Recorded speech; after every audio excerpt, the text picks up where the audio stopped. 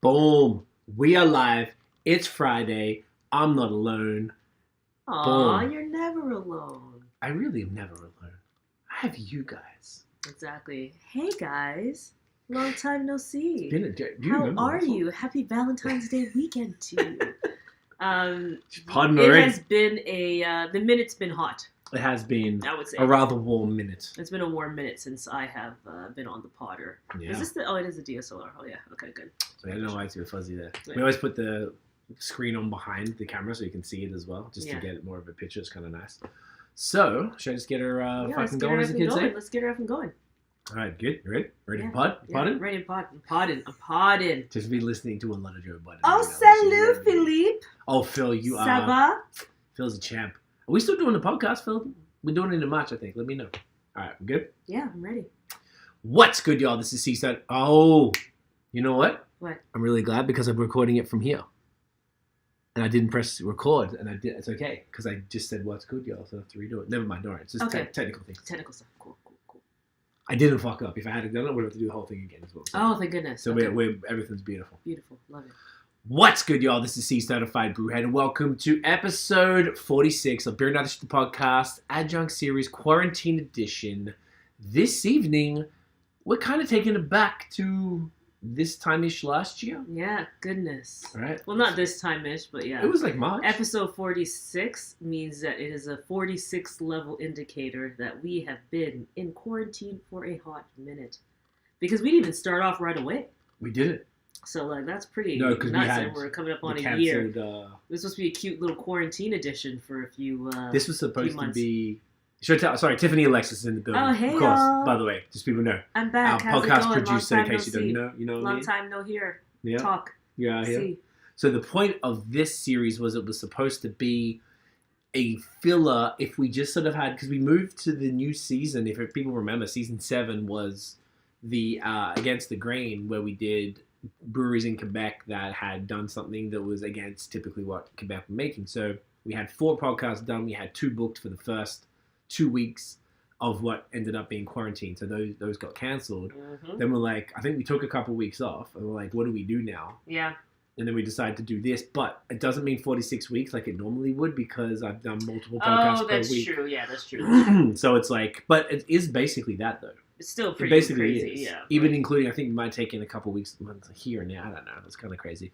So shouts to Philip. Yeah, so you're saying, I thought it'd be what 12 up? or something like that originally, or something. Maybe 12. Oh, we would do? Yeah, who we yeah, thought, right? 12 to 16 type thing, but here we Yeah, are. it's kind of wild. Yeah. And Phil, yes, March 4th, we in it, we're doing it, I'm ready. So, we got a bunch of topics for today. I'm burping on my dinner, jeez. But, I guess you're thirsty, right? How did you know? How did I you know you so well. I'll wait till you do that, because you do have to take the picture. Oh, here we go. So, normally, Tiffany's sitting to my right, and she would just take the photos. Oh, I don't Well, get I'm doing my it. name on the thing there? Look, I don't get one of these Well, things here? I I'm just didn't. joking. Oh, well, I could. It's not Oh, up. wait, it's As not you even can see, yours. it's not even Oh, up. okay. See the T there? It means it's not up. That's for the guests. That's when for they the come guests, through. yeah. Okay, yeah. So, obviously, being Sunday is Valentine's Day, and our Valentine's Day collab with Echo Session Ales and Broadway is back. Loved us. It's the second year we've done it. Our Session New England IPA with red glitter dust. So fun. People really love this beer. I think it's Yeah. fantastic. I love this beer. I love Echo. Love Broadway. It's just all shouts to good. the whole team, Very man. happy with that. Great human beings. Relax. I think the glitter dust kind of makes it go a little wild. All right. Okay, Guys, I'm ready? just getting a pour shot. Okay, hit the pour shot. I'm holding it up. All right. So, you say when, and we'll And go ahead. get her going. Okay. Boom. I can do this twice anyway. Oh, yeah, you see that. So, this year, the difference between, the first edition and this year's one wasn't as much as we kind of wanted. We wanted to change a few more things, but there wasn't time because of the unfortunate problems that come with... do you want to take any more? Oh, You no, happy I'm with good. that? Yeah, I'm happy. The unfortunate problems that come with packaging and preparing cans and labels and stuff. So I suggested, because my one thing I didn't love about last year's one was the Kvaik yeast. Mm-hmm. And it's not like terrible or anything, but I don't know, it's got that banana stuff in it. I just don't really like it. So I suggested to take that out. I wanted to switch up the hops and whatever, but we didn't end up doing it because we didn't have time for test batches. So we kept the same hops, which is great because it's Sabro, Galaxy, Vic Secret, and Calypso. We kept the can upside down, the can art, to get, make sure that the glitter is nicely mixed. Yeah. I'm just filling these up. It's a little active. And you said the glitter can make it active, right? I think it's the glitter for sure. Like, it has to be. That makes sense. Someone else was telling me, when was this? I think it was on the Amarillo last week's podcast. They were saying that, like, when beer has that crazy foam, it's the specific type of malt. Interesting. Yeah, really? and it's intentional, because I kind of thought it was maybe some sort of a mistake. What changes, like, the way that the head looks? Like, I don't know if you know this, if this is too technical. Like, this, I would say, like a soapy head, right? This is, soapy's a great way to describe it, but it's also got a little bit of that meringue-ish kind of vibe in the top there. Yeah, but again, sometimes you get that thick. Is that due to malt, or is that something else? Like, do you know what affects that?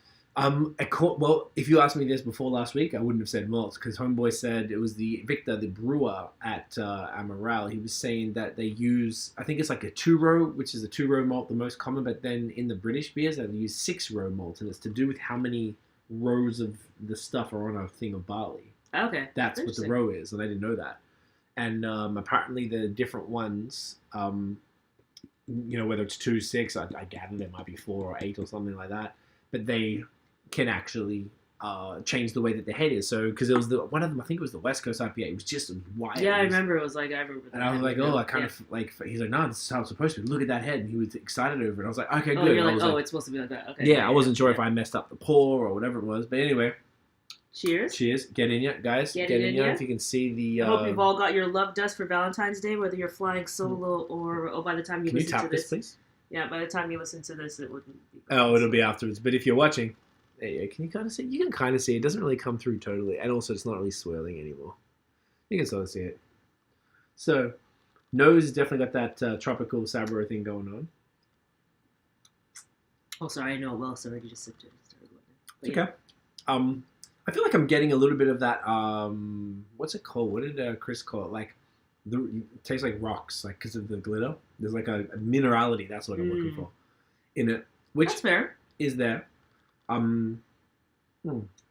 that's fair. Minerality. It's smooth, like really smooth. I'm super happy with it. I just love that it trips everybody out because they think it's going to taste like red tastes. That was the other. Yes, exactly right. And that never does. No, it doesn't. Yeah, and that was the other thing, right?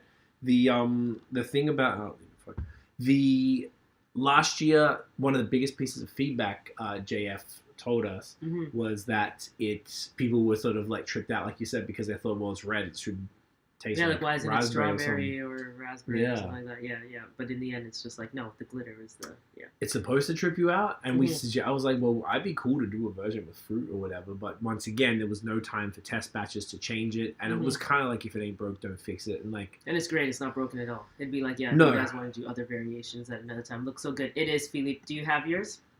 Philip's in Quebec City, so I don't know if you can get out there, dude. Let us know. Anyway, talk to Echo, see if you can't get it, and see what they can do as far as getting out there. But yeah, overall, I'm super happy with it. It's perfect for Valentine's Day. Obviously, that's why we did it. The fun fact is we wanted it originally for Christmas. It was going to be green, and we couldn't get... This is more fun because the green is like not St. Valentine's. What's the March one? Oh, St. Patrick's Day. St. Patrick's Day. Yeah, move that there. You're not going to be drinking that water. That water. feels like a pub. Yeah, that's true actually. Because we were like, like Christmas is red. What else could you do at Christmas? Like silver, maybe? Like this, because that means. Can you do that? Yeah, gold. Yeah, you can do gold. I've got purple one up there, but the interesting thing is that this beer, whilst you're looking at it, is red or whatever, but the actual beer is yellow. It's like a normal. Yeah.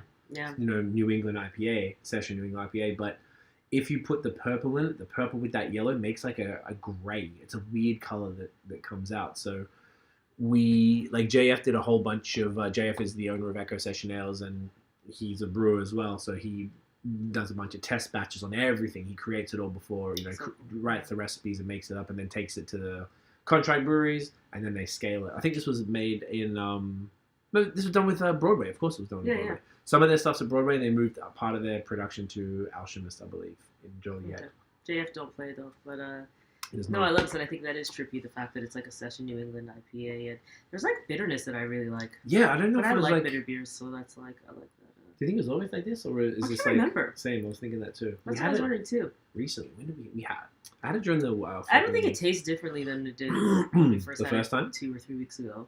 Oh, no, I don't think it's But like dropped so or I'm anything. wondering for the next time, from last time, Okay. I'm wondering if from the last time around it might be more bitter, or maybe that could be the Quebec yeast or something that changes that.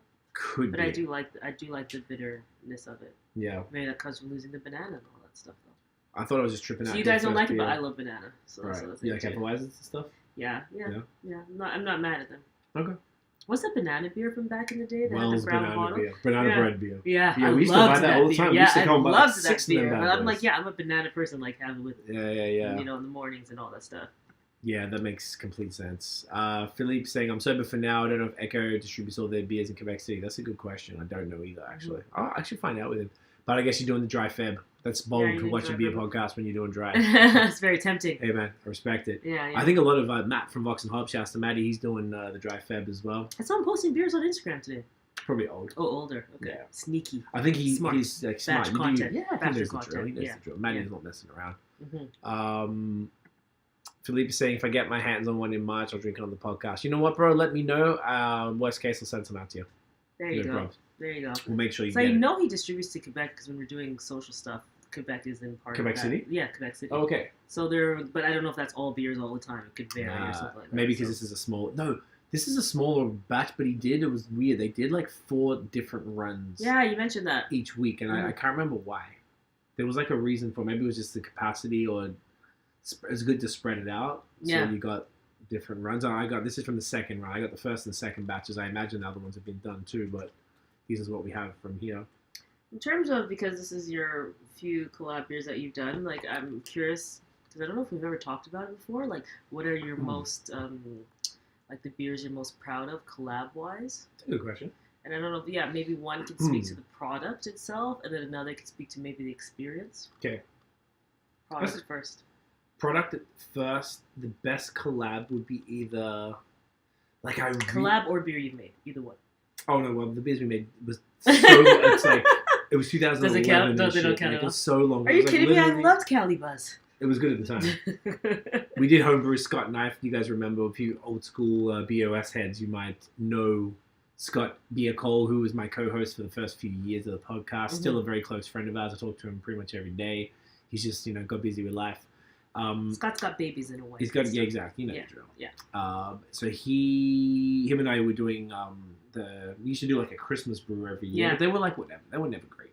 Yeah. So I'm always thinking about collabs. One of the very first collab we did was cool. That was the one with Lalo for my brother Notion, who's our engineer and photographer here in BOS as well. That was fun because the Juicy Beers only just started then. At the time, it was 2017. It was actually, April 2017. It's coming up on 4 years. Brandon, who is the head brewer at Aveling in Toronto, he was helping out Lalo at the time. So he came up with a recipe for a beer for that. So it was super cool because you get to name, his album was called Heart on My Sleeve, and then the beer was called Hops on My Sleeve. So I like that. That was just in kegs. Yeah.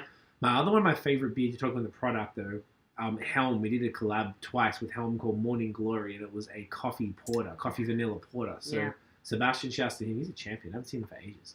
Cool, Obviously. Yeah. Him and I came up with the idea. We went and the first time around, we bought coffee from Saint Henri.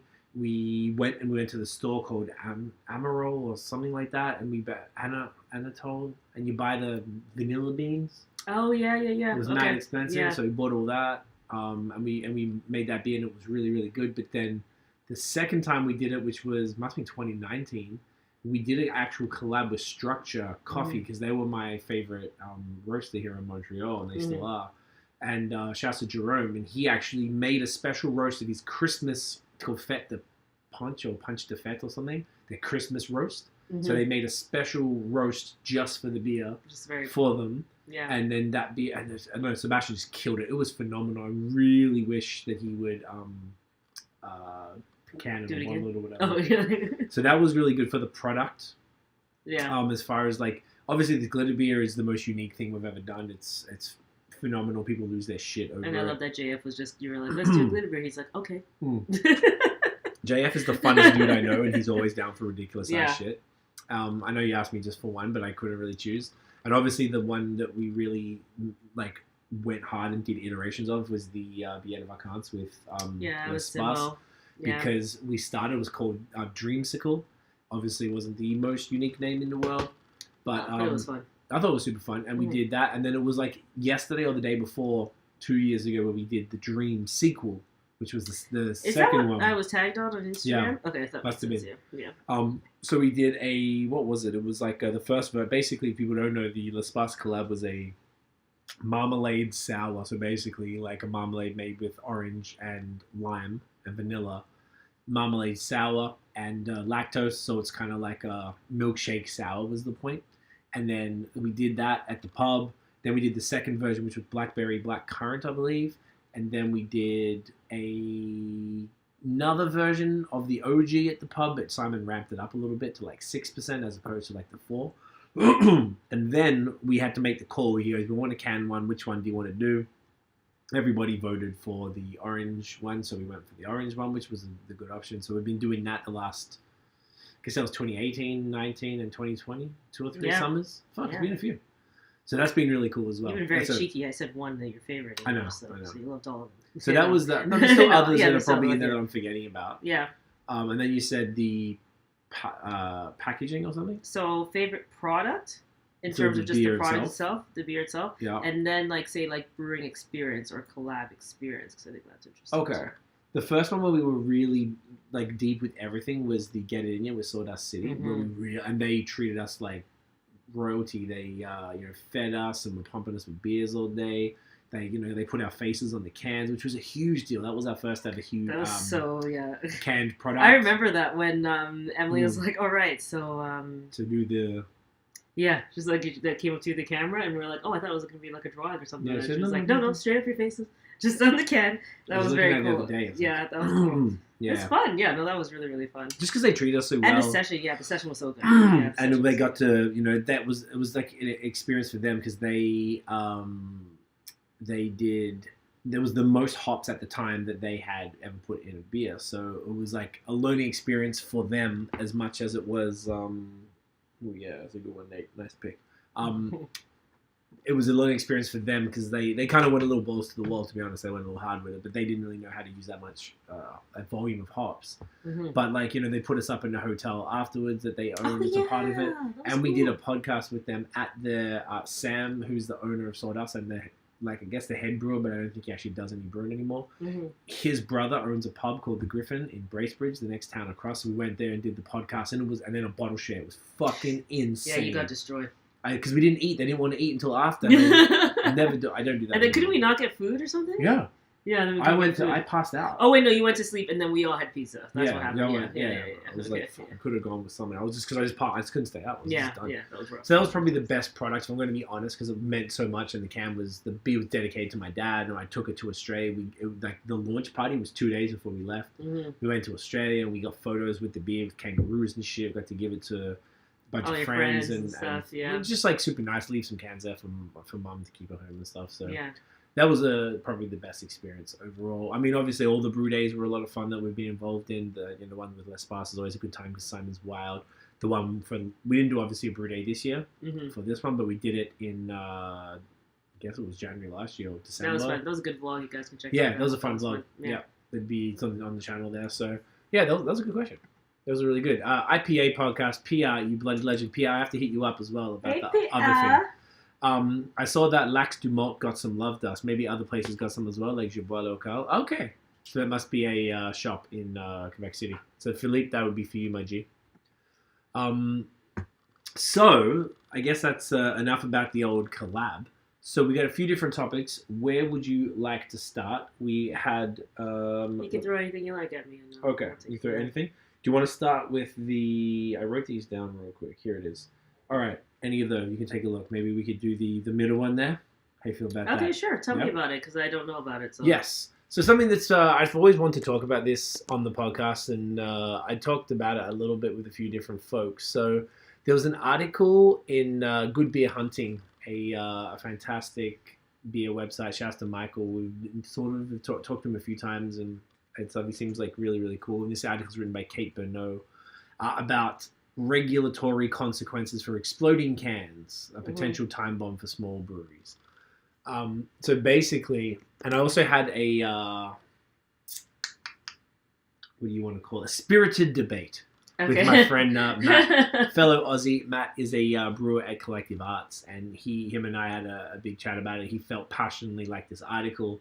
I feel the other way. But basically, for people who've been following it, the Smoothie Sours, we've talked about a bunch with Rorschach, with Brewski, the people who are doing it well. Mm-hmm. I got the article perfect. So the TLDR is that in the States, obviously this style's been around for, it said in this article, 3 years. So that's actually how far behind Canada is, because we only got them a year ago. Okay, yeah. That's how far behind we are. And I remember actually in 2019 when we were, or 2020, when we were interviewing Pub Brewski, and they were talking about it, saying they were doing it, and that was already being done and all that stuff. So that makes sense. And like they are like bringing it, to Quebec, and that's why they were part of the podcast, which is the, what was that one called? The Game Changers. Oh, Against the Grain. Against the Grain. Right, exactly right. So they were talking about it then. We did that podcast January last year. It came out a little after when we were filming it. They were working on their brew juices, but they did have, I remember drinking like a dry hop sour that was as good as Jelly King, like a fruit, like a peach or something. Yeah. That was fucking fire. So, excuse me. So basically there's breweries in the States that were super big with like 450 North in Indiana. Trillium apparently had a bunch that were exploding, and a few other different breweries doing these smoothie sours. And if you don't know what they are, they're essentially a Berliner Weiss with unfermented fruit added at the end. So they're basically, it's really like juice. And the problem is when you've got yeast in the can, like active yeast, and you've got unfermented fruit, there's sugars that you're introducing, and if the yeast continue to eat those sugars, it's going to produce the gases or whatever the fuck it is. I'm probably explaining it wrong, and it makes cans explode anyway. And one way to stop that or to slow that down is to keep them cold at all times. So basically, some people are stressing about it, and that seems to be a bit of an issue in the States. I've seen a lot of people get aggressive about it here. Just so, maybe there's one dude who had one of the Masoran ones explode in his fridge, and he posted on the Facebook group. Yeah. Oh, yeah? And like people lose their shit over like, we have to stop. Even though it was in the fridge, eh? Yeah. It can happen. Okay. At the same token, I had a Rorschach one that I left in your mum's living room for friggin' over a week at Christmas. Yeah. And it was fine. Trying to mess her living room up. It was inside the cooler, so I wouldn't have. But the cooler was basically room temperature at that point. Interesting. So I think it's really overblown, pun intended. Nice. Well done. Yeah. See that? Yeah. So, like, if people are getting really upset about it, obviously I'm heavily team smoothie and team fun, innovation, just good shit in beer. Third Moon in Ontario, they do it as well. They do them. They actually have a thing on the website. No, Maddie at Rorschach said when you go on the website, you have to check a box to say, I accept that these beers need to be kept cold, need to be in the fridge. Yeah. Third Moon, I don't know if they do that, but they also have something that they put in the box, being like, keep these cold and fresh, drink them fresh, don't sit on them. Blah, blah, blah. Interesting that there's just like unstable product. Right, and that's what they're talking about. Now, in this article, people were commenting, they quoted a comment where people were saying, well, what, like, you're going to blame the butcher if you let the meat go off and then you get sick from it? Like, you can't, like, there has to be some sort of consumer responsibility. So I do understand what people are saying in that it needs to be, people, brewers should be careful and not sell products that they know are going to explode. I definitely agree with that, and I think that as long as they do whatever they can to avoid it. For example, Small Pony, they pasteurize the beers by running it under hot. The IKEA one called Smooth. Yeah. And they do it in like not real pasteurization, but the same thing, which is essentially running it under heat to kill the yeast, so that the yeast stop eating the sugars, and then it's fine. You can keep it for a bit. He also has this little machine that replicates different temperatures over time, and you can see when it explodes. Yeah. So you can put the beer in there, it leaves at 30 degrees, and you can leave it 30 degrees all day and just see what it does. And how big is this explosion? Like, how dramatic is it? Like, when it's in the fridge, I mean, it's just 473 mils of... This is like popping off the top or something? Pops off the top, and it can go everywhere. It depends how violent it is, how long you let it sort of sit. My thing about this, the only beers that had ever exploded on me were Kolsch, when a brewery just had secondary fermentation. It was an accident, it was a problem, it was a known problem, but I remember over there we had the old thing.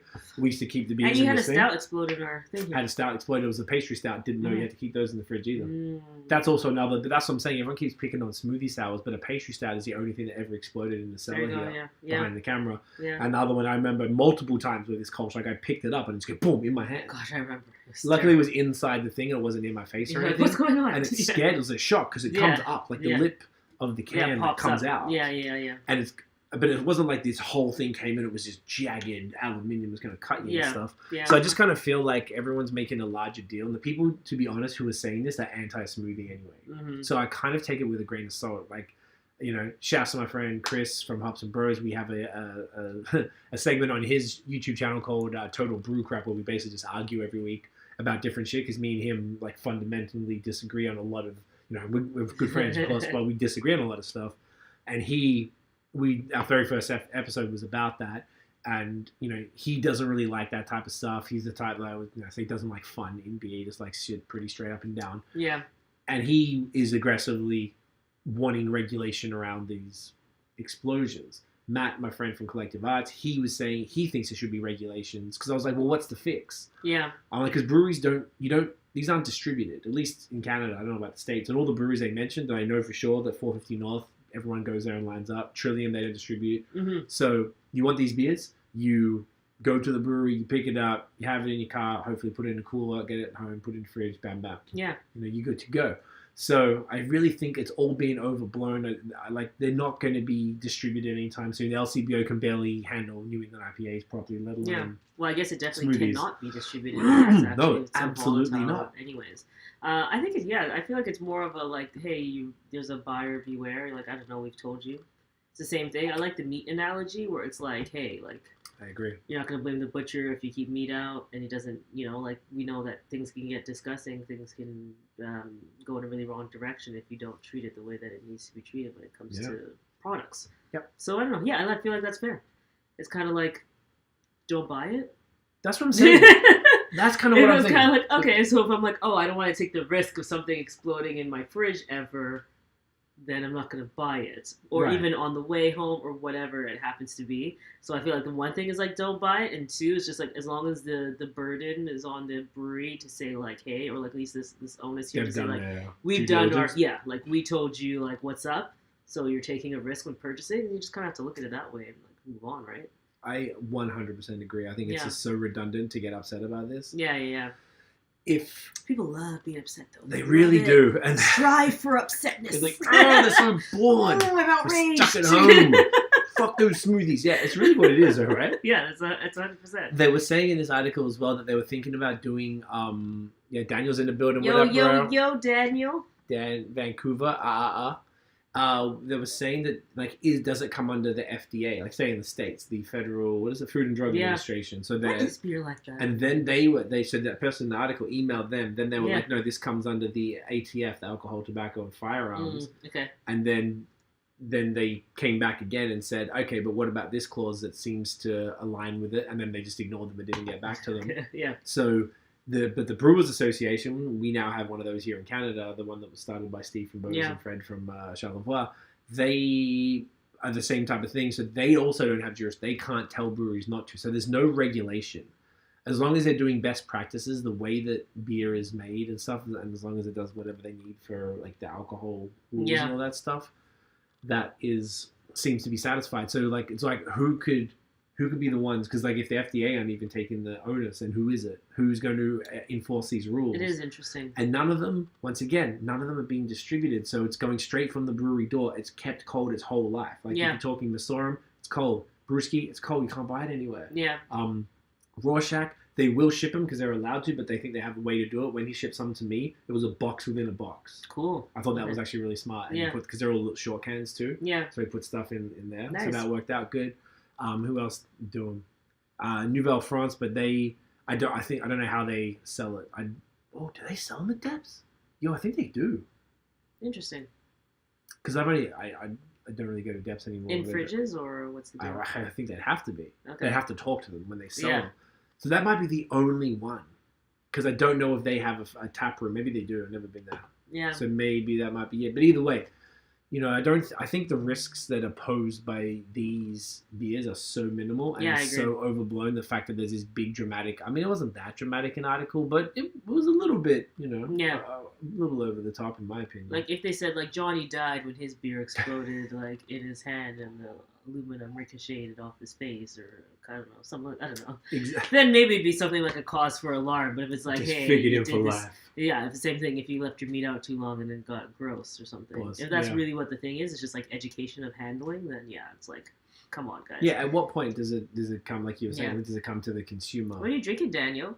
Yeah. What are you drinking, guys? Daniel was actually drinking a... How do you know? Oh, because we were talking about Okay.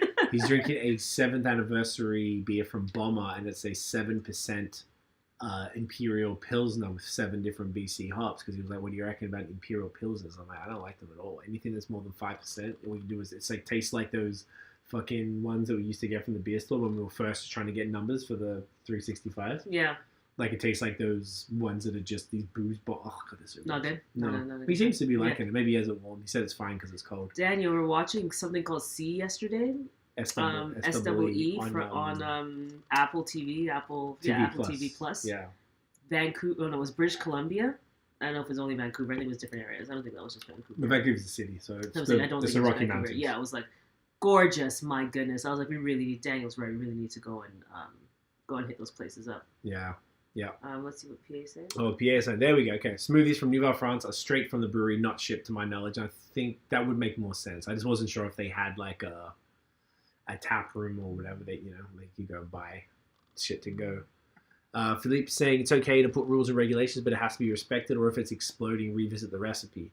Yeah, I think that's definitely fair, because obviously breweries shouldn't be creating products that they know are going to explode. I think that's quite what's the word, like, irresponsible. But if it's like one in, because like the thing that, like, I guess my only experience, I've had a lot of smoothies, I'd say more than the average person, because I go out of my way to get them. And, excuse me, the only style that's exploded on me was a Kolsch. So I always feel like people, like, just to me, it feels overly dramatic. Like, cool, there was one dude who had a Masoran that exploded, and he put the photo on the capsule beer, whatever it was, and just the picture of it, and then it became a meme. And it was just like, a beer fridge, and there was a couple cans tipped over, and everything was like this purple shit everywhere.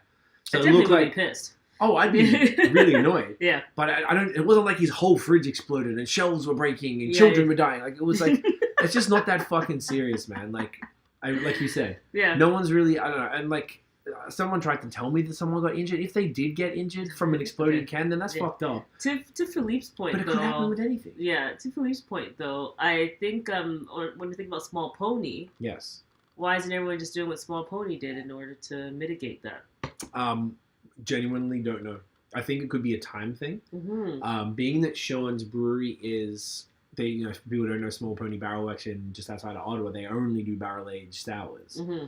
And because, it's not like he's not busy, but their whole thing takes time. Beer, right? It's slower stuff. So exactly. So then maybe they've figured it out how to do it. Maybe because it's barrel-aged stuff, there's different bacteria. That bacteria might be more explosive with the fruit if you don't pasteurize it, or at least quasi-pasteurize it. Like he does the bake, because it's not 100% effective or whatever it is, but it's... But it's an extra step you're taking. So correct. I find that's interesting. So and it's just putting shit underwater or something. Yeah, okay. Because Matt from Rorschach was saying that if they got a pasteurizing machine, it could take up the size of a tap room. Shit. And it's crazy expensive. Damn. Okay, yeah. Didn't know that. Was when we were all visiting real quick. Yeah. So he said that. Daniel says, yes, best place on earth, biased. Hey, man. I still don't know, but... I'll go. I think we have to see if everything's a bit more chill in summer. It might be worth it. We did say that while watching that video, that show yesterday. They were like, we should try to like just spend summer working there somehow.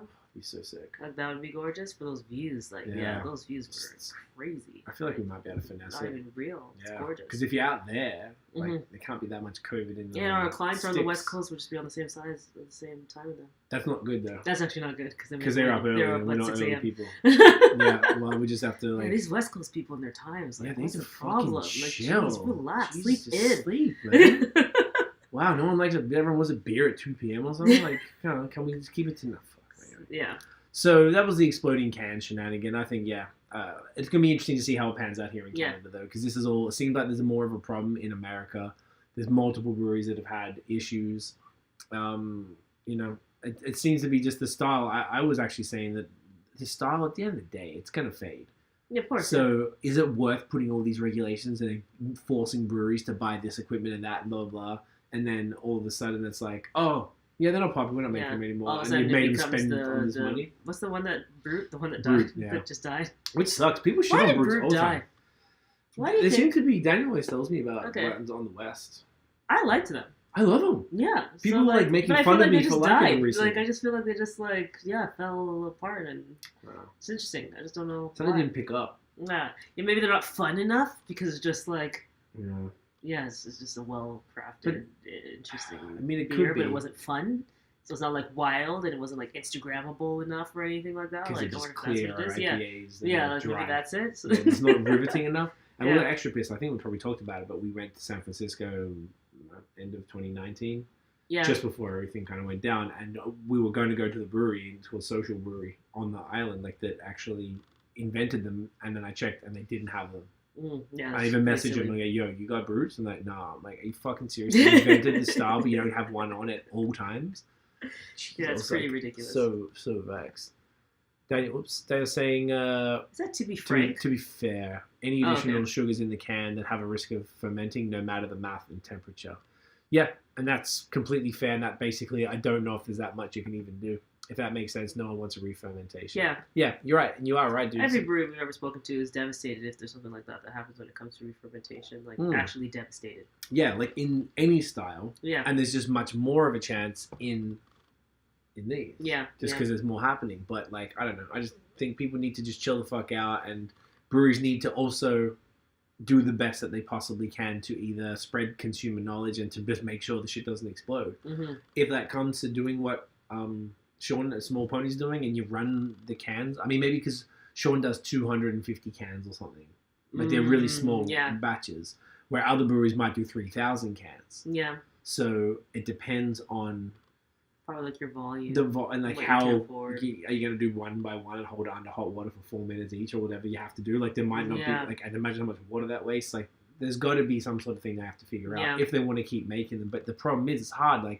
It's a hard time for breweries. We're expecting them to just drop money right now in the middle of all of this on new equipment.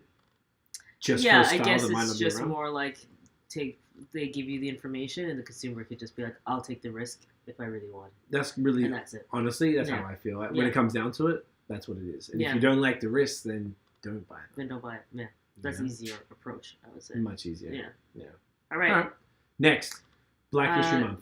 Black History Month's happening. Happy Black History Month. Yes. Because what do you want me to talk about? I'm black and it's Black History Month. I'm just joking. Wow. Wow. You see what I do with guys? Wow. No, he deals with this all the time, guys. Be your own. I thought I took more notes. Okay. Yeah. So it's Black History Month. There's nothing interesting happening in the beer world for Black History Month, is there? I wanted to shout out 2 breweries here in Ontario and Quebec that remade their Black is Beautiful beer. So first of all, Nickelbrook. They did the second version. The first was a strawberry stout with Laurie from All Sauce. And then the second version was also with Laurie, and it was a coconut vanilla stout, and it was also with Ren Navarro's new company called Do Better, Do Better. Shout out to both of those wonderful humans. Yeah, they're both fantastic. Nickelbrook are amazing. I love those folks too. Yeah, so I was super proud of them to bring it back. And then, of course, even before they did it, Sankey and Baron, Jacob and the team. One of 3 breweries in Quebec. In Quebec to do it. Still disappointed that y'all didn't get on board, guys, but, it is what it is. And some of y'all make great stouts. Some of y'all play hip-hop in your tap rooms and love the old rap. But that's another story. That's another story. Yeah. Whatever. For another day. Yeah. Yeah, I'd love Quebec to pay more attention, but that's, it is what it is. Jacob's basically the only one who really cared, because apparently that even the other ones that did it, Bar Canada didn't can it or something, and they just did tap room only. And then I think because when they did it, you could still go to a tap room. Yeah. And who was the other one? Who was it again? Sir John. Yeah, Sir John. So they canned it. They did it one time. That was a really good beer, actually. I really enjoyed that. Yeah, that was really good. Yeah, that was great. I wish they brought that one back, actually. Yeah. But I guess you can bring it back any time you want. So unlimited. People do, yeah. So not only did Sankiam do it the second time, it was the same beer, but they also, when they made the first batch, they chucked a bunch in some barrels. Shout out Sankiam. Shout out to them. So they're doing a double barrel. They announced it the other day or today or something. I think it's this weekend or next weekend. They're doing a double, a launch of a double barrel version. Very cool. Which is super dope. So hopefully we can get some. I'll have to holler at them. Crowds and Hops, when I talk about breweries. Yeah, talk about it, please. Black History Month.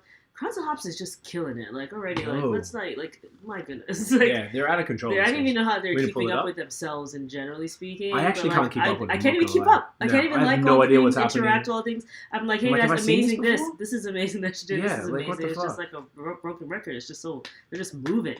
But yeah, so I love the 4 beers that they released. Were really fun. Was it a different version? Can we do the They did next a gen oh, vans. you can customize it.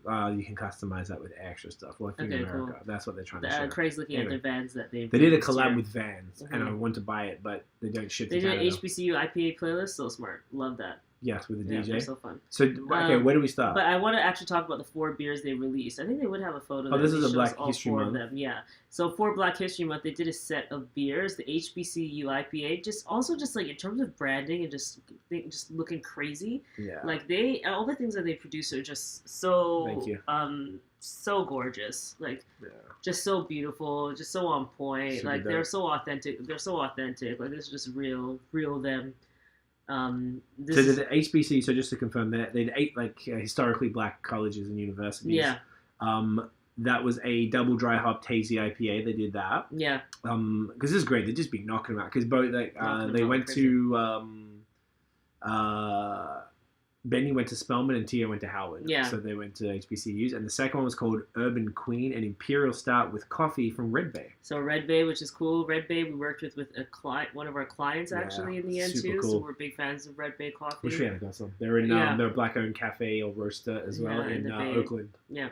Which is super dope. So there's that HBCU IPA, which is crazy. Yeah, and I The believe Urban Queen. Is that the same one? 4. No, so that's the Urban Queen too. It might be like rolling So I them out keep seeing slowly. people with 4 in their hands, basically. So that's Okay. what I'm thinking. But unless maybe Do you know what? It's probably their just in regular general. stuff. Yeah, Because then they've probably got their just regular, big this is their stuff. Urban Anomaly, so Yeah. their regular You know, stout. we're just probably picking up all the beers too on top of everything. But that rollout was very, very cool. And then on top of it, they've just been speaking to like LinkedIn and like It's their so good. Forbes. They're just in a bunch of places, just spreading the word.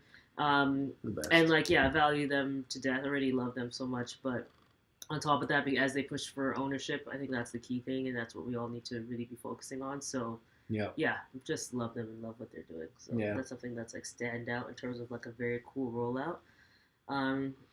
I don't know if I've seen anything else interesting in that. No, it's a little way. shame, eh? Like I feel like there hasn't been a ton of Black History Month stuff. Like, I mean, obviously it's craft beer, so we I guess I'd expect rather it. people just be authentic to themselves then in the end. So if it's not something that you even care about, then there's no point forcing folks to forcing kind of it do if it or you whatever. don't really care. Yeah. You know, you did the Black Square. That's sufficient, right? So there's no need to go beyond that. Too sarcastic for the podcast. No, it's okay. Just not always sarcastic on the No, podcast. run down. But I'm just saying, like, you don't have to, like, you don't have to force it. It has to be authentic No. to you. You have to want to, like, show up for your audience and really love, like, or show up for the audience that you think makes sense for, or your employees, or somebody's excited about it. But otherwise, I think, like, the stuff that Crowds and Hops are doing is so cool. Yeah, I agree. Sankim's awesome. Yeah, And, Sankim killing him. Nickelbrook love him. So, yeah. Yeah, so Yeah. that's, I guess there's really not even that much else to talk about with that, unfortunately. I wish there was, but not here. So, you know, maybe there's some other stuff that we missed.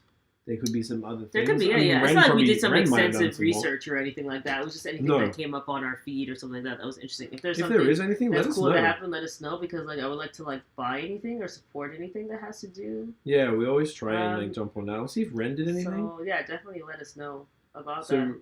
Ren more, because she launched her new, I guess like similar like charity or whatever thing, a platform called, Like I think it's some Do non-profit Better, she Be has Better. going on? Non-profit, that's the damn word. Yeah. Thank you. Yeah.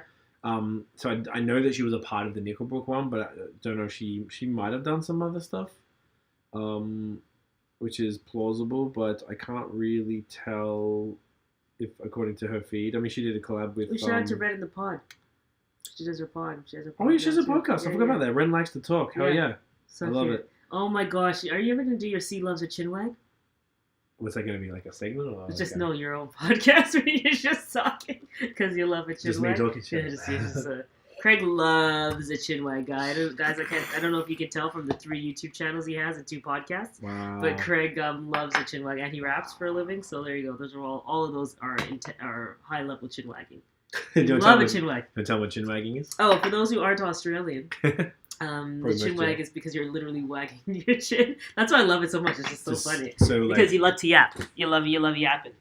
I love a good yap. Do you know which beer it What is? are we doing next? So open up the fridge there. So I got this one today. Huge shouts to Alex from Champ Libre. this Silver large. fridge. Okay. Bottom shelf, far left. Black can. No. In.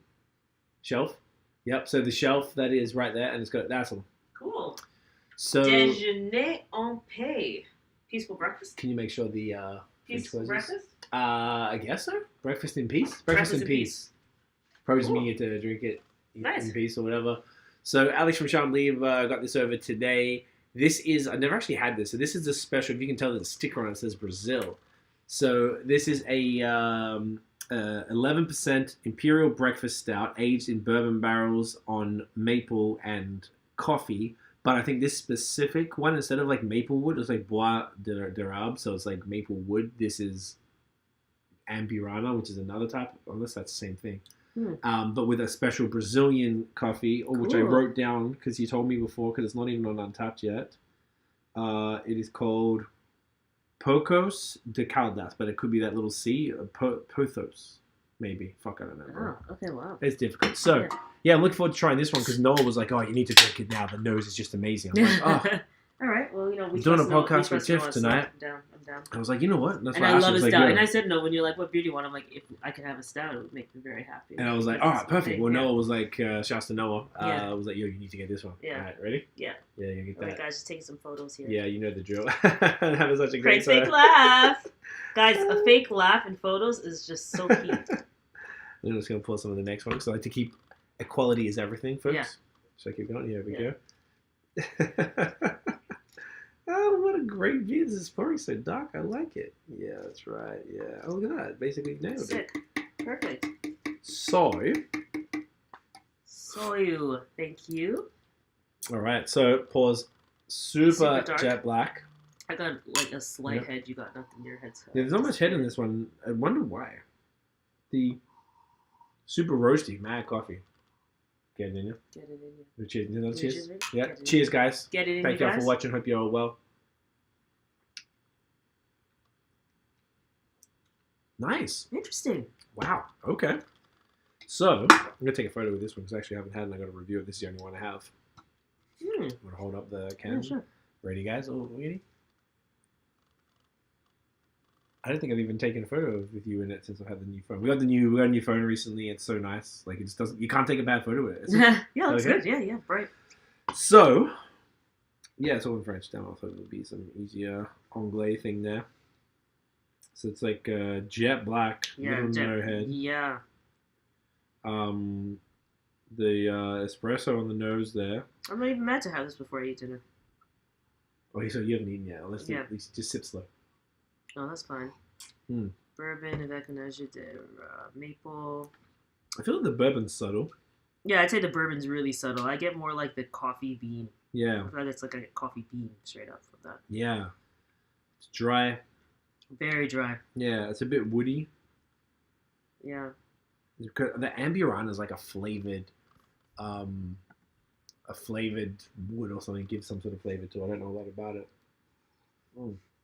What is the best? This question comes from Philippe. Yeah, run it. What is the best beer and music mix in your opinion? Like a beer that fits well with an artist or band. I haven't really thought about it. That's a cool question. Yeah.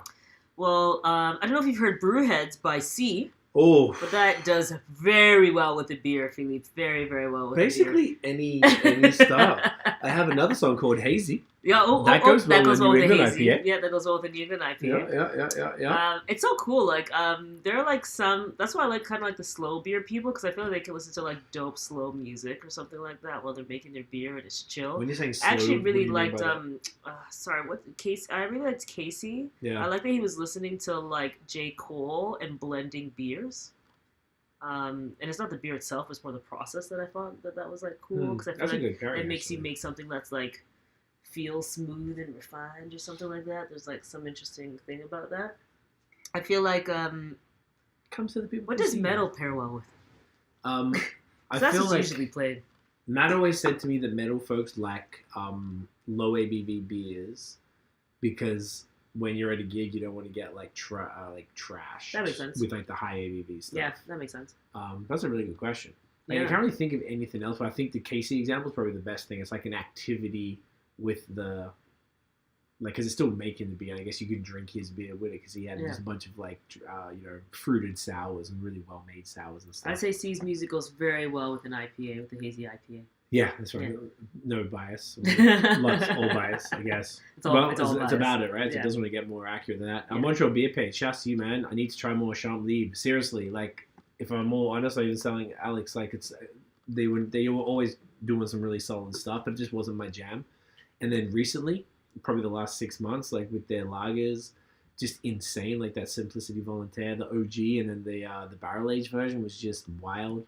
All the farmhouse, they're super well known for that. Their IPA, they did another batch. You just gave me that one today, the Soleil Jaune. I'm really excited, the Amarillo one, because it was just insane. I was so impressed with what he was doing with that beer, because it just wasn't something that he did as well before. But I think it's now Alex and this new brewer that he's working with. I think his name is Olivier.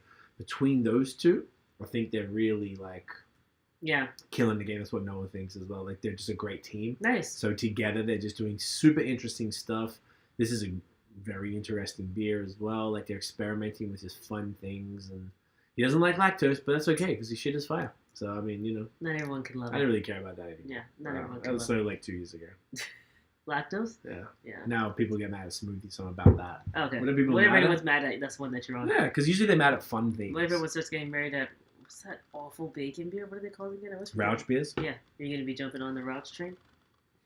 Guess we'll see. Would you get defended? I'm gonna make it popular just so you have to drink them and talk yeah, about them all the time. Look, I love this campfire. I don't know if I can swing it. I think I'm. Beer. So good. I think I'm too. I think I can lie. Yeah, it's too much. Yeah, at least the other two are like lactose tastes great in beer and smoothies. Well, when it's well done, and smoothie beers are great. Yeah. Oh, Philippe says Team Lactose. He knows. Team Lactose. He knows what the fuck it is. You know the fuck. Okay, what was your third? Was Nate from Nathan Does Beard, also from BAOS's blog. He is a legend. Top bloke, mad dog. Yeah. He wrote an article recently about Dry January because there was a little bit of a controversy online. And him and I sort of planned that out, and he did a phenomenal job of getting all the quotes from breweries. He got 2 quotes from Ontario and 2 from here in Quebec of just what brewers think about it.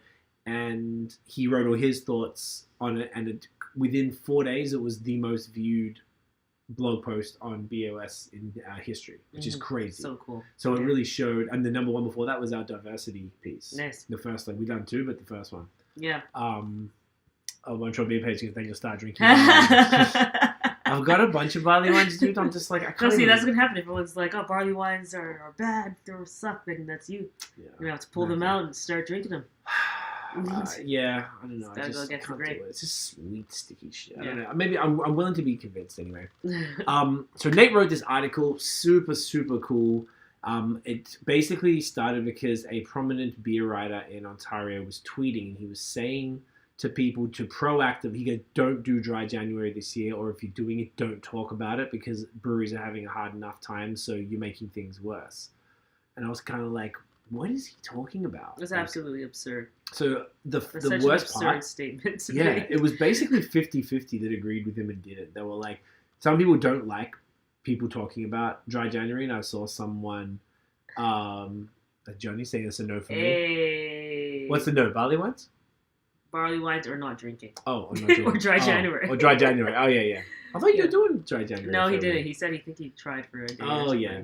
Oh, Johnny. Love you. So these, what was I saying again? Sorry, I forgot. Oh, yeah, this motherfucker. So about half the people were agreeing with him and be like, yeah, man, I'm tired of these people. Because apparently someone commented, they go, how do you know if someone's doing Dry January? Don't worry, they'll tell you. It's the same as vegans and CrossFit. Yeah. So I was like, oh, it's that serious, eh? Like, I never really seen that before.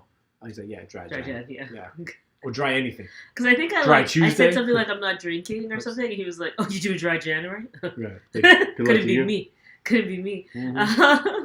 Which I wasn't doing Dry January. I was just doing less drinking was my January. And now you've been able to manage your and now whole it's thing. integrated into my life. Yeah. Right. Which is balance. But yeah, so that whole thing about trying to tell somebody, one, what they do with their body is like already just like telling someone that they have to drink as if their body is responsible for how a business succeeds is like so idiotic. It makes no sense. That's literally like saying, hey, McDonald's isn't doing well, so don't you dare talk about fitness and health and eating well because you're not thinking about the McDonald's next door that needs people to buy burgers. So don't talk about your healthy Just lifestyle. don't talk about being vegan when the butchers are going to go how out dare of you? The business. butchers will go out of business. If the butchers go out of business because in the end everyone becomes vegan, that's just the world and that's what it is because people are allowed to do whatever they want.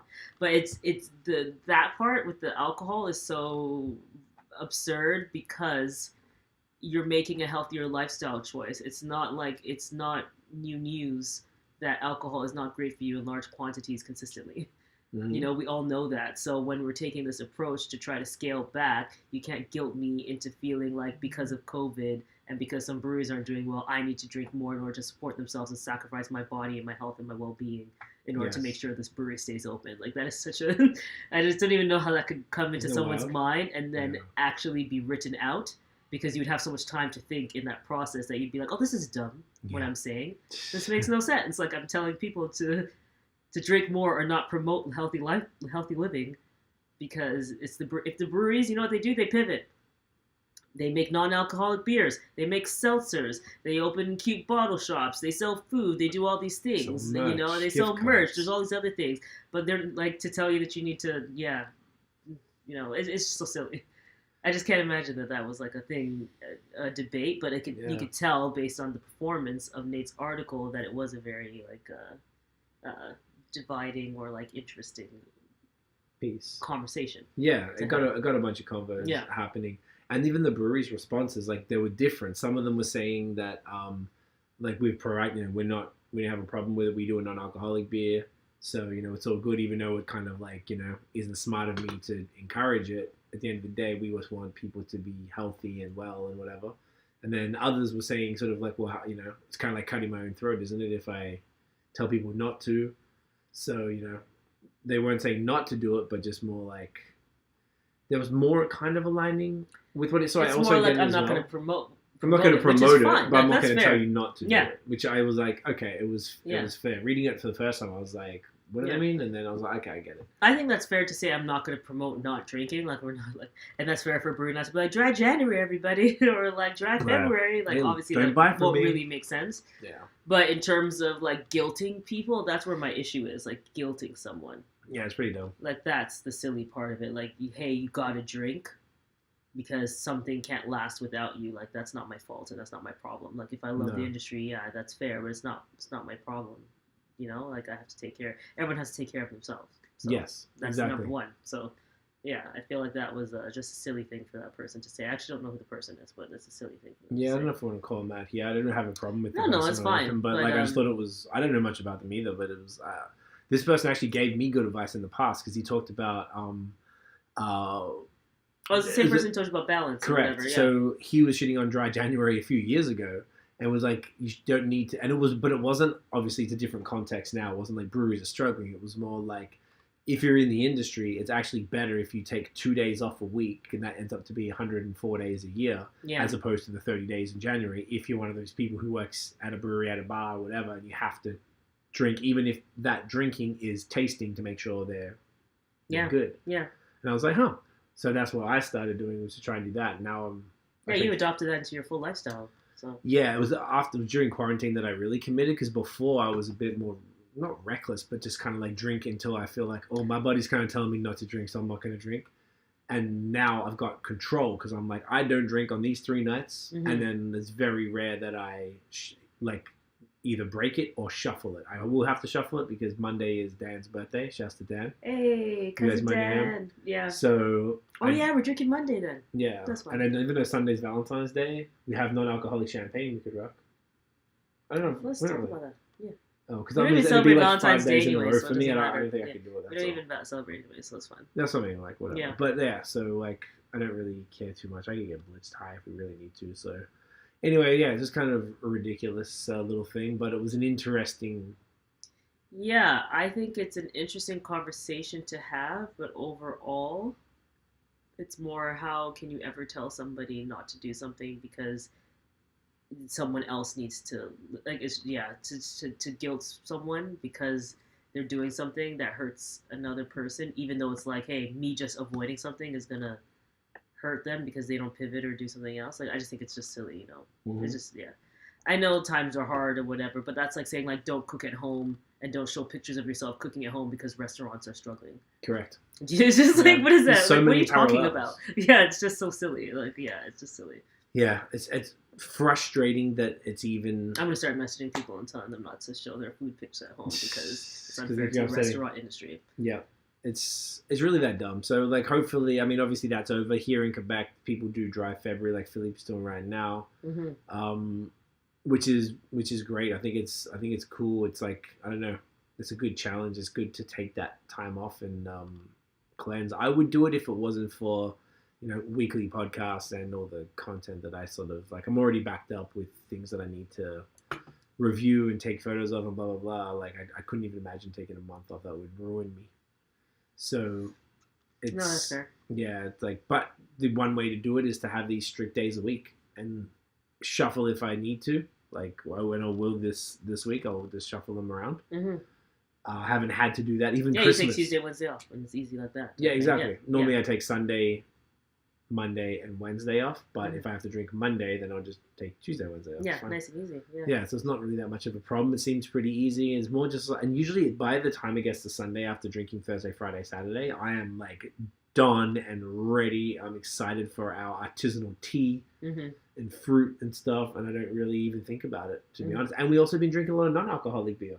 Yeah, which just happened to come to us. Yeah, but it's been really not like before I didn't like non-alcoholic beer at all. I never understood. I thought it was ridiculous. But once I realized that if you think of it as hoppy fizzy water and not beer, then it's a different context. Yeah, it just reminds me of like Spearhead does this wicked stuff called Aqua, AKWA. And they always send it in their PR packs with the beer. And to be honest, I'd rather them send like 2 beers and like 4 waters because they are amazing and I don't have any other way to get them.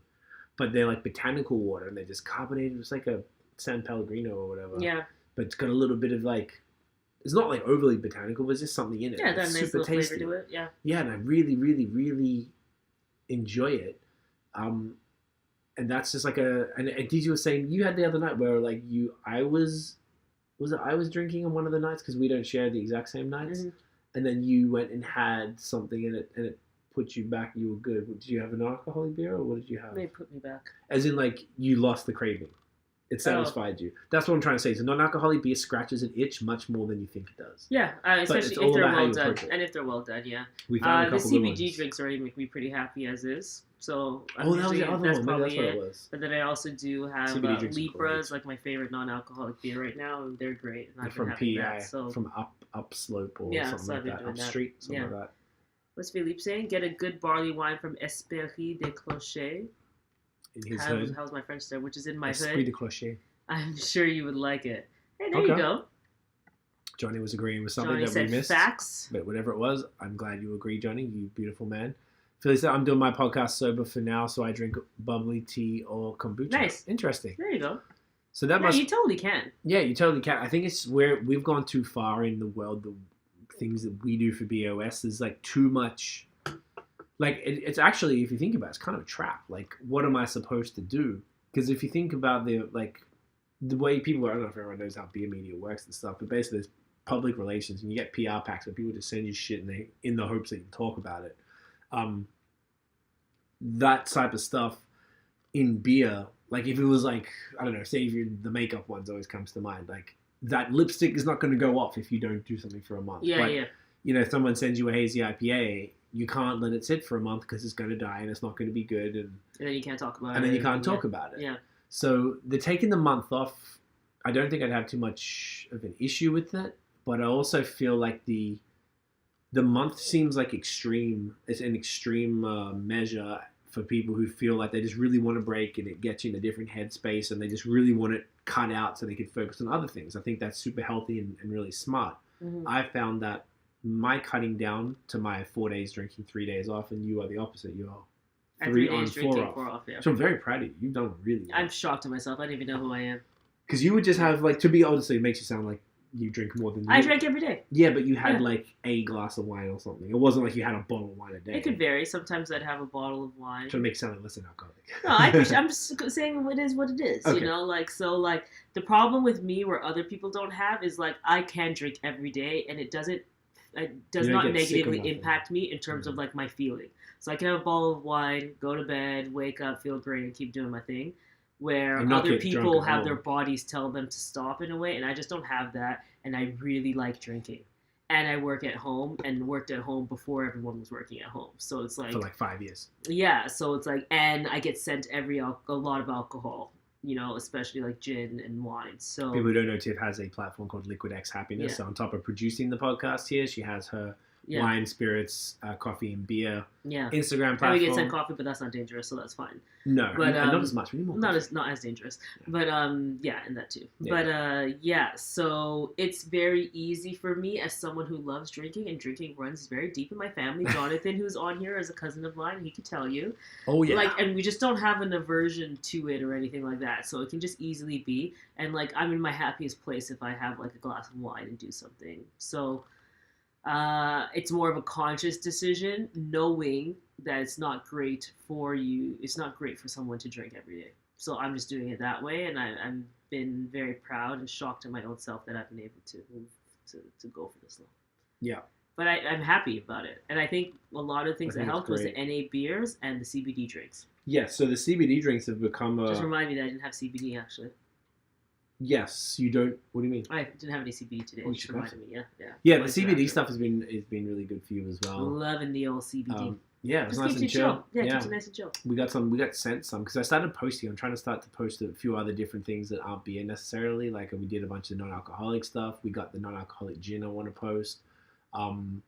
We got I got some CBD stuff from the States. I posted just some of the stuff we bought from the SQDC, which is the legal weed store here in Quebec, for people who don't know. Mm-hmm. And I get the THC drinks, and you get the CBD drinks.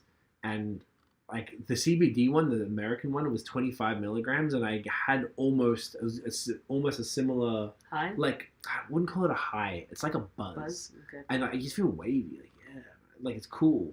Yeah.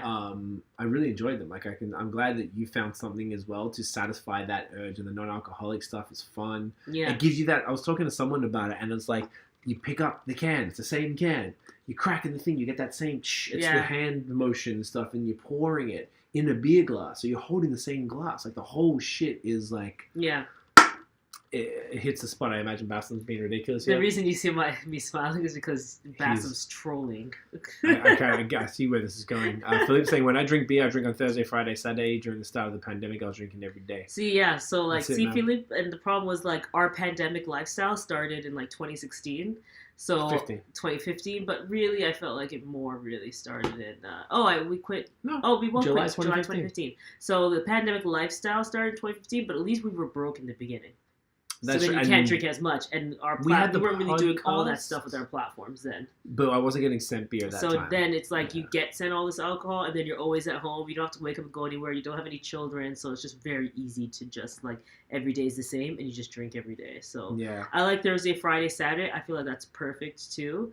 The reason I'm drinking Tuesday, Friday, Saturday, because I just need the hit in the week. I choose between Tuesday and Wednesday. I just need to take the edge off. I drink Tuesday, so often you match me just to keep it the same. But otherwise, I celebrate Wine Wednesday with wine. So there you go. But yeah, I love that. 3 days a week. I feel like that's sweet. And you know what's good? I agreed. I told Maddie from Vox and Hops because he was drinking every day. Noah drinks every day from Beerism, but he would have 1 beer a day, and that's kind of it. Mm-hmm. It's maybe 2. Mm-hmm. Whereas I'm having, when I drink in mine, I'm having Which 2 is to that 1 5, beer a day thing is like what the doctor says. It's probably when you go to the doctor, they're like 7 beers a week. They'll say like 6-7 beers a week. Whereas I'm having he's staying in line. I'm binging more when I do it because I'm trying to get through content. But I like those nights off. I don't want to drink every day. Yeah. Maybe I could, but then I'm getting through more stuff. But then you get drunker, and I don't want to get drunk. I'm a lightweight too, so it doesn't help. But either way, I told Maddie, and he was like, he started cutting down. And he was drinking non-alcoholic and these other different things, and like just fizzy water. And then now he's doing full dry Feb. Nice. And I feel like I sort of influenced him a little bit into like just thinking about it, which is what I wanted, because he was going hard. He was fucking every time I spoke, he was like crushing. So I'm really proud of Maddie. I love it. Bassam, you bloody legend. He's better than late than never. Bassem's a famous YouTuber. Yes. He just kind of like kills it in the finance, real estate, and investing game. He's like, Dan's downstairs. He's going to come up in a little bit because we're about to film some content as the tubers do. So we're about to film some challenges. We're doing a truth or drink challenge. Yes. So which is Dan's coming up soon. us. I'm going to have dinner in between those. Yes. So truth or drink challenge. Questions. And then are we doing Dan's one too? Yeah. Which is blind taste testing between low ABV and probably not blind. I'll just go in the corner and pour it and come put it in front of you. No, we're gonna be blind. Okay. I don't want to see it because I'll be able to recognize the Libre. Oh, true. Okay, so blind taste test challenge between non-alcoholic and alcoholic beers. Yeah. Like see, does it really matter? Does the alcohol need to be in there? It does. That's the answer. So he's there. You say he doesn't want to. Dan didn't want to come through because he got a PlayStation 5, so he doesn't give a fuck about anything now. Dan just cares about PlayStation. You enjoyed that, eh? I love it. Enjoyed the guess the song videos. Nice. We're gonna keep we're doing trying to have those. fun, like interesting random stuff, you know. So try to keep it interesting. And we just did for anyone watching or listening, we just did a hot ones challenge with wings. That was really fun. I wasn't in it because I do not mess with spice at all, ever. Like, not even close, not interested, never happening, period. So yeah, I just recorded and that's and then the fucked up thing is that Dan went and bought the Truth or Dab kit, which has the last dab in it, which is the hottest thing. So for BAOS, we're doing Truth or Drink with Tiffs, and I had to go and, if anyone saw the story the other day on BAOS, I had to buy some macro beer for this. So the point is, obviously, you're not going to be drinking something good. Like, obviously, you don't want to answer a question, and we're going to have to drink some, not a whole thing, but... most, which is the Coors Banquet. Yeah, we got some Bud. It's really just the most garbage beer of all time. I'm drinking all this fire now. It's going to taste extra bad. It's going to taste really bad after this, yeah. And then the Truth or Dab we'll probably do for the Movement Fam, which is our other channel. We have the hip-hop podcast called Bad Habits. So on the Movement Fam, we are going to do the last Truth or Dab one there. Mm-hmm. And it's sort of like questions that I love that. That was going to be fun. Yeah. So, because they're going to be like, who's the worst rapper you ever did a song with? Or something like that. And you'd be like, and I'm going to take a dab. Yeah. And it's the same with this BOS one that said it's taking a drink of a shit beer. And that reason why we made sure we got shit beer, because it had to be a punishment. Yeah. Because it was like, I'm going to say something. 4 ounces at a time. Yeah, that's how we're going to do it. Yeah. I got 4 ounce little taster glasses. Yeah. So we're going to pour 4 ounces with different beers. Yeah. And then they're going to be terrible. And if we don't answer them, we're going to just chug that 4, go. It's like 2 gulps probably. Yeah. And that's going to be interesting. That's going to be fun. Philip's saying, Matt released a Vox and Hops episode today with someone that explained the effect of alcohol in your body. It was really interesting. There you go. See, there you go. Because literally it's like poison, really. Yeah. Yeah, your liver's not happy with it at all. No, I don't think it's... I'll listen I'd to like to read that. Yeah, I'd be curious. I'd like to listen to that. Yeah. I might check that tomorrow. No, thanks, Philippe. Thanks, bro. Yes, Bassam's saying, I thought the last dab was sold out. It's not sold out. He got it, but because it's like a game that comes with cards or something, and it hasn't arrived yet. So we're going to do that one next for that channel. We're just trying to do a bunch more That'd be hilarious to see, though, you guys going... yeah, because people kept saying to me, they were like, oh, if you can handle the bomb, which is what we did for the other video. And basically, we did it in the same format. We had 6 different hot sauces, 3 that are just from the supermarket and 3 from hot ones. Mm-hmm. And Dan was asking me questions, and I paired them with different beers, like low ABV beers that are like Crusher, and one of them had lactose in it to maybe kill the spice or whatever. Mm-hmm. So this time, we're just getting punishment for doing it. So, then the last dab one will be, that's the punishment, and there'll be music questions. Yeah. Anyway, it's kind of fun. So I'm mildly scared. But, it wasn't that bad. It was just kind of Seth Rogen looked like he was dying. But, like, it's not like this wild thing. Yeah, we'll see. Because you guys like spice. Like, for me, I think it would be, like, it's a too disaster. Hot. It's like, sriracha, I'm like, relax, you know? So, it's not for me, for sure. Like, that type of thing wouldn't be for me. Michael from, not Mike the owner, but Michael, the dude who works at the bar at Ben Hill, hit me up about it. And he was like, why you got ketchup in that photo? I was like, ketchup? Like... This is just so gross. And he meant the sriracha. That's what he's talking. He's like, soft. That's hilarious. He's been doing, like, exploring hot sauces. He's been sending me photos of different stuff. That's really... Why do you got ketchup in that photo? That's hilarious. So I was pretty impressed. Like, there's a lot of stuff to learn about that. Yeah. So we'll definitely be doing that. So down will come through. But that was basically what we had for tonight. We weren't even trying to do a super long one. No, our goal was like an hour, so it's an hour 15, which is lovely. I'm happy with that. We just want to do some, because we've got, like, for people, like, I don't know what happened, but we are basically booked until June.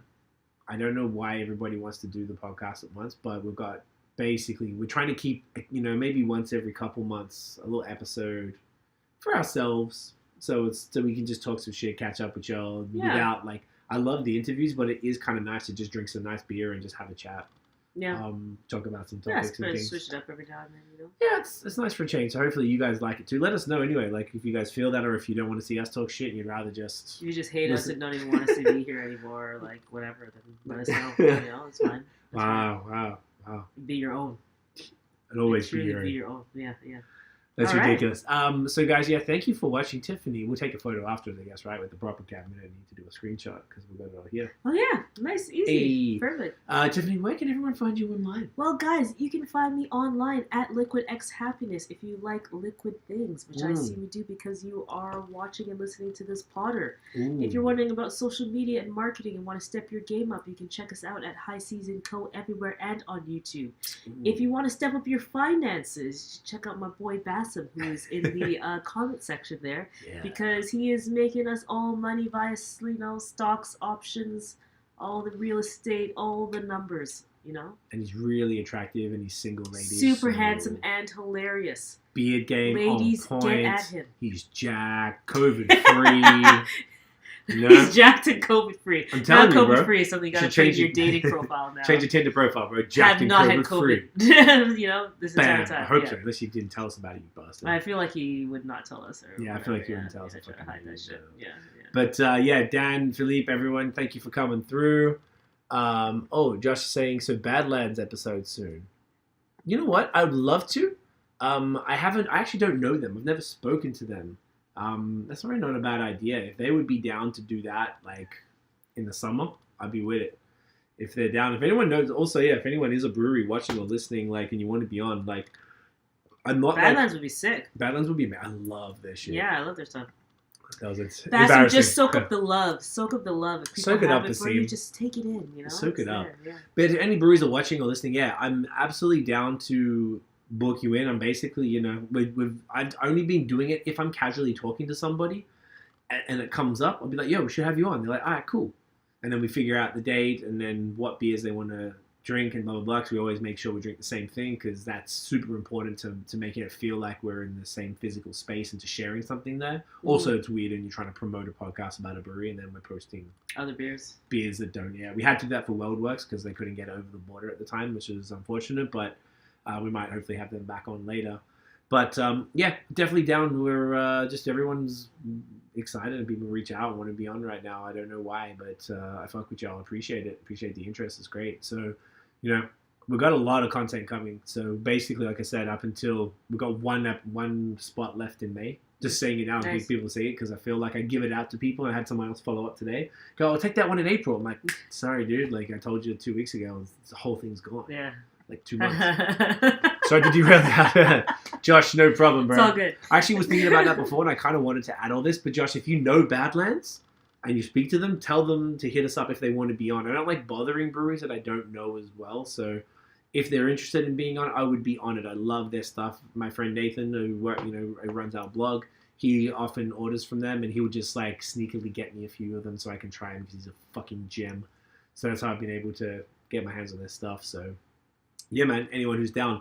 So, guys, thank you again for watching and listening. If you enjoyed the episode, smash the thumbs up, hit subscribe below, hit the notification bell so you know when the new drops. Follow us on social media at BAOS Podcast. Check out the actual audio we drop every Wednesday. We go live here every Friday, usually somewhere between 8 or 9 p.m., preferably 9 p.m., but some people want it earlier, and we try to be accommodating, that's the word. So stay tuned. We always post about who we're having on Instagram stories. We're trying to get a little more organized with all that, maybe promote it earlier, maybe even talk about what beers we're going to drink. So someone suggested that so that we could tell people and they can go and get those same beers. I like that.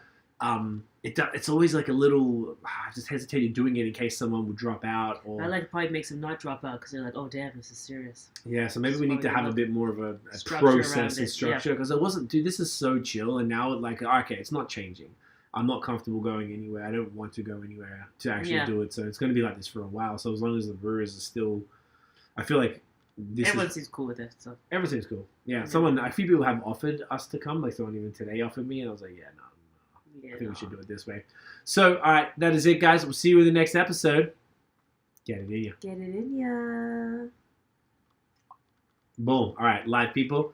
Fuck with y'all. Thank you so much. This was fun. Bye. Thanks, everyone. Thanks for hanging out. Thanks for chilling. Good questions today and stuff. Yeah, man. Basson, behave yourself. Josh, your champ. Daniel, Philippe, keep not drinking. Behave yourself. Jonathan, keep drinking.